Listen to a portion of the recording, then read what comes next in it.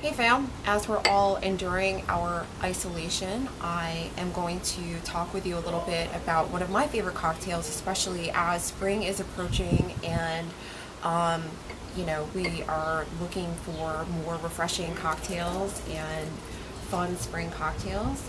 And in the spirit of what the Italians say, il dolce far niente, which is the sweetness of doing nothing, which a lot of us are doing now.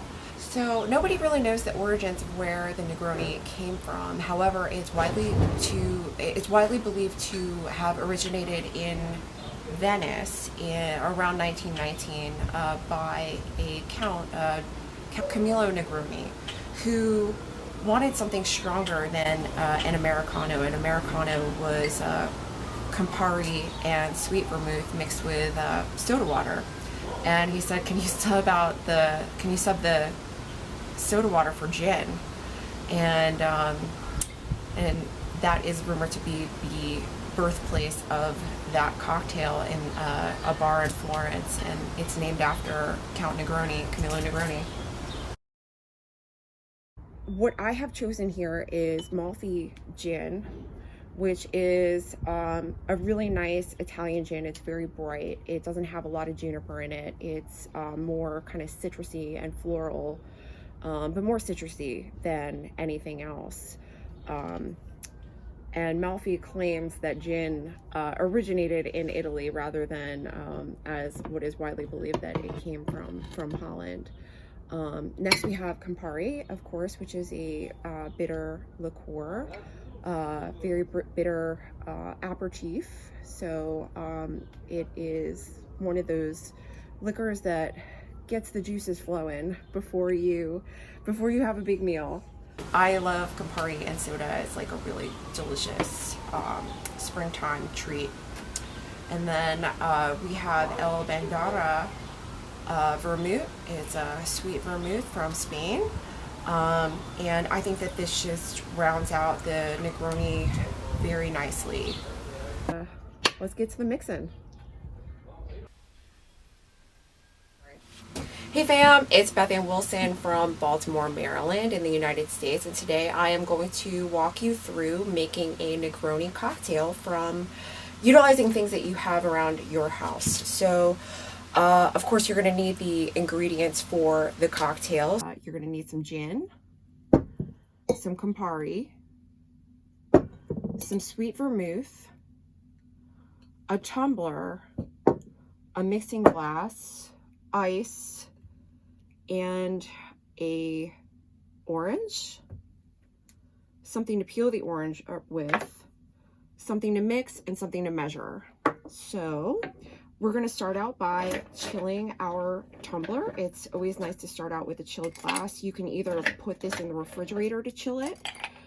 Without anything in it, you don't have to put ice in it if you're just going to chill it in the fridge. But if you want to kind of do a quick chill kind of situation, you can just fill it up with some ice, put it over to the side while we build our cocktail. So the important part of building this particular cocktail is having a 1:1:1 ratio of the three liquors that go into the cocktail.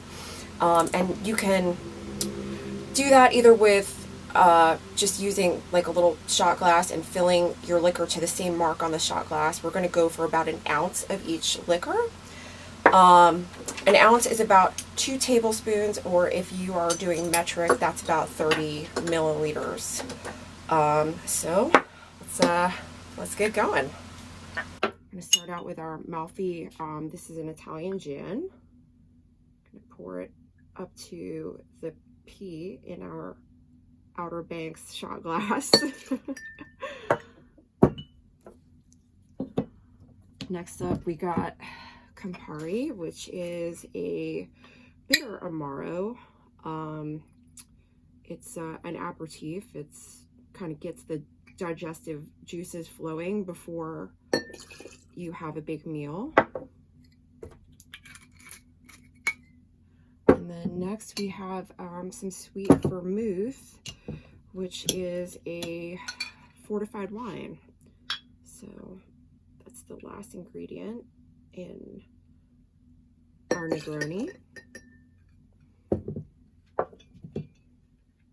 So we have all 3 ingredients in there, and we are going to add some ice to our mixing container, our mason jar. And this is just a super simple trick that you can use if you're making cocktails in your kitchen and you don't have like fancy barware and stuff like that. Just use a fork and give that a stir. You want to stir it until it is chilled. You'll see a little frost start to form on the outside of the glass there, and that's how you know that you're good to go. So we're going to take our pre-chilled tumbler, and we're going to dump out the ice that was chilling the glass. And this is one of the reasons why we used a fork, because it's multi-purpose. Take the fork, and you can use the fork as a strainer to strain your cocktail so the ice doesn't come out into your glass. And we will finish that off with 2 or 3 ice cubes, depending on maybe how warm it is outside.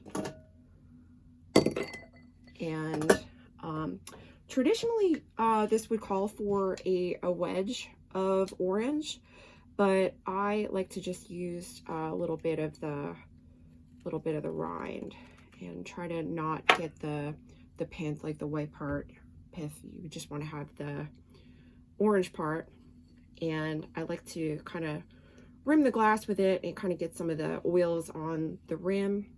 Just give it a little squeeze and make sure that it you know, sprays on the top of the cocktail, and it will give it that beautiful essence of the orange, that really like bright, crisp, refreshing flavor from the orange.